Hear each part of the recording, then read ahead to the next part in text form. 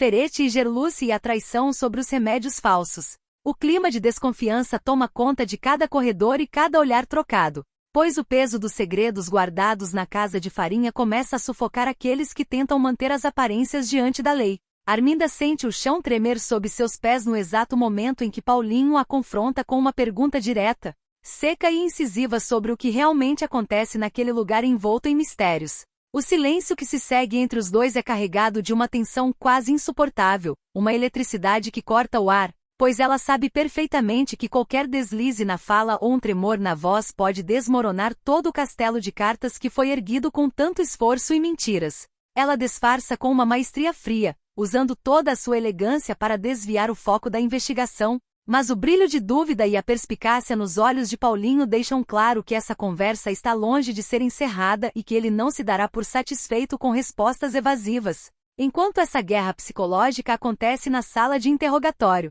Casper mergulha em águas ainda mais turvas e perigosas ao revelar para Stephanie um segredo que ultrapassa a barreira do racional e toca o puro terror sobrenatural. Ele fala com uma voz baixa, rouca e sombria sobre a maldição ancestral que envolve a escultura das Três Graças, algo que parece perseguir como uma sombra maldita quem quer que se aproxime ou deseje possuir aquela obra de arte fúnebre. O medo começa a se infiltrar na mente de Stephanie como um veneno lento, que agora percebe que a disputa por aquela peça não envolve apenas malas de dinheiro ou prestígio social, mas forças obscuras que eles talvez não consigam controlar ou sequer compreender. A escultura deixa de ser um objeto de desejo estético para se tornar um fardo pesado, carregado de presságios ruins e mortes silenciosas. E a revelação de Casper serve como um alerta desesperado que pode mudar completamente o rumo das buscas e das alianças daqui para frente. No meio de tanta neblina emocional e traições veladas, Bagdá escolhe o caminho perigoso da omissão e decide por conta própria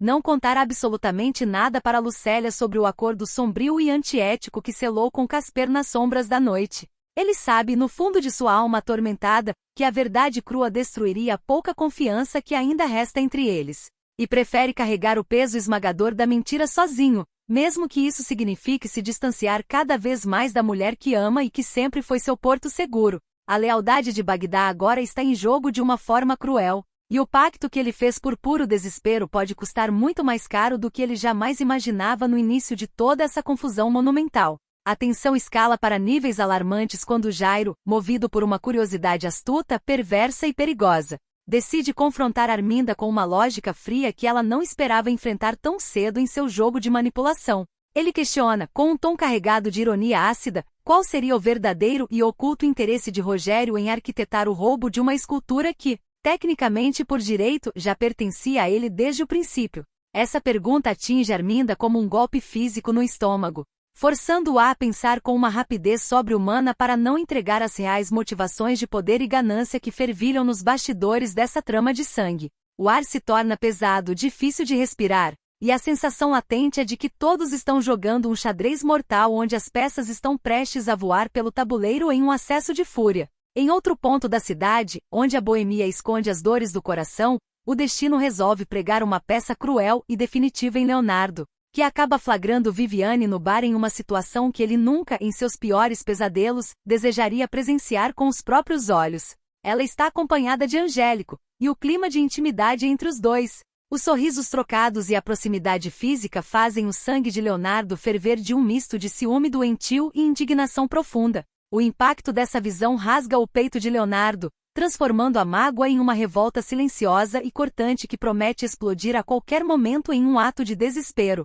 pois ele se sente traído em seus sentimentos mais puros e sinceros. Ele observa de longe, escondido nas sombras do bar, tentando processar a imagem da mulher que domina cada segundo de seus pensamentos sorrindo para outro homem. E essa dor aguda se transforma no combustível necessário para que ele tome atitudes impensadas e violentas nos próximos passos dessa jornada de sofrimento. Enquanto os corações se partem e o ódio se instala nos bares e esquinas, Paulinho decide que chegou a hora de agir com mão de ferro e autoridade máxima, convocando Ferete para prestar um depoimento oficial e rigoroso sobre a denúncia grave e comprometedora feita por Arminda. Essa decisão coloca Ferete em uma posição de vulnerabilidade extrema, algo que ele detesta profundamente e combate com todas as suas forças brutas e influência política.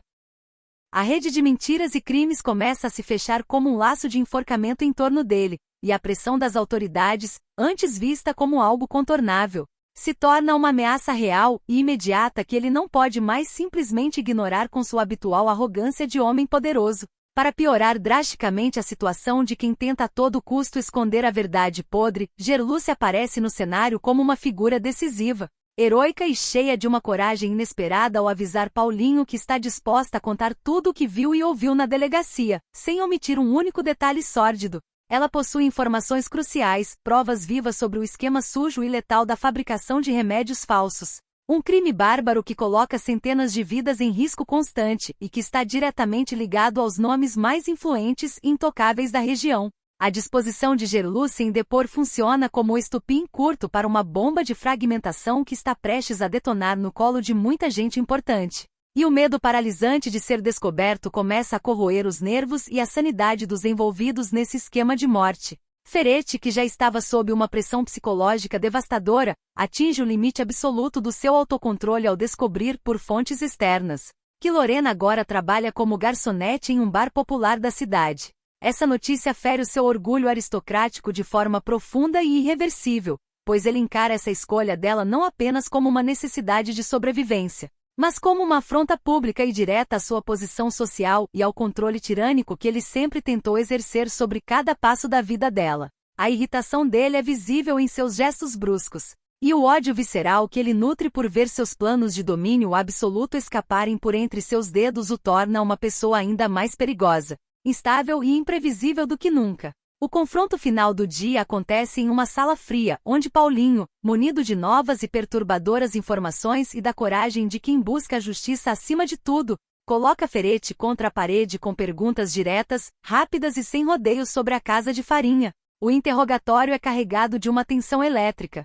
Cada palavra dita é medida com precisão cirúrgica e cada gesto nervoso de Ferretti é analisado sob a lupa da suspeita implacável. Ele tenta com todas as suas forças manter a pose de homem intocável e respeitável, mas o cerco está se fechando de uma forma asfixiante que ninguém, nem mesmo o mais otimista dos aliados, poderia prever. O mistério da casa de farinha deixa de ser apenas um boato maldoso de bastidores para se tornar o centro gravitacional de uma investigação criminal que ameaça destruir reputações construídas ao longo de décadas e mudar a vida de cada habitante dessa cidade para sempre. O clima de incerteza absoluta paira no ar como uma nuvem negra, e a sensação de que algo muito maior, mais antigo e muito mais perigoso está escondido sob a superfície de terra batida só faz aumentar a ansiedade e o desespero de quem assiste a esse desdobramento fatal. A suposta maldição das Três Graças parece estar se manifestando agora não por feitiçaria, mas através da discórdia plantada, da ganância desmedida e da dor que se espalha como uma praga entre os personagens, unindo seus destinos de forma trágica e talvez sem volta.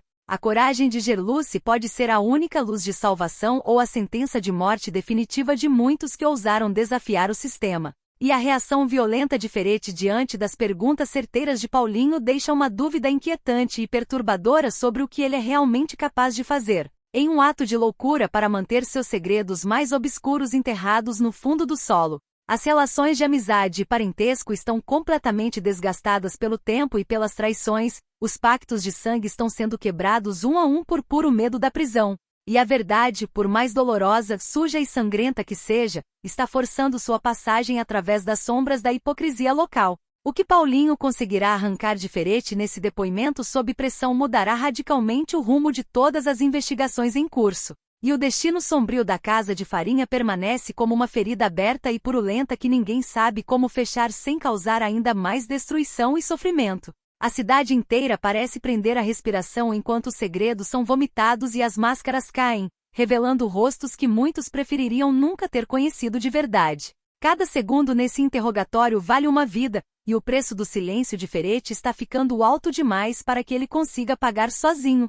Enquanto Arminda tenta se recompor do susto de ser questionada, ela percebe que seus aliados estão diminuindo e que o cerco policial é apenas o começo de um fim muito mais doloroso. O ódio de Leonardo por Angélico agora tem um motivo concreto para transbordar, e a segurança de Viviane está por um fio, já que ela não imagina o tamanho da tempestade que acabou de provocar. O bar, que deveria ser um local de refúgio, tornou-se o palco da maior desilusão de um homem que não tem mais nada a perder. A maldição mencionada por Casper ecoa nos ouvidos de Stephanie como um sussurro constante, avisando que o tempo de todos está se esgotando e que a justiça, divina, ou dos homens, está batendo na porta com uma força que ninguém conseguirá segurar por muito mais tempo.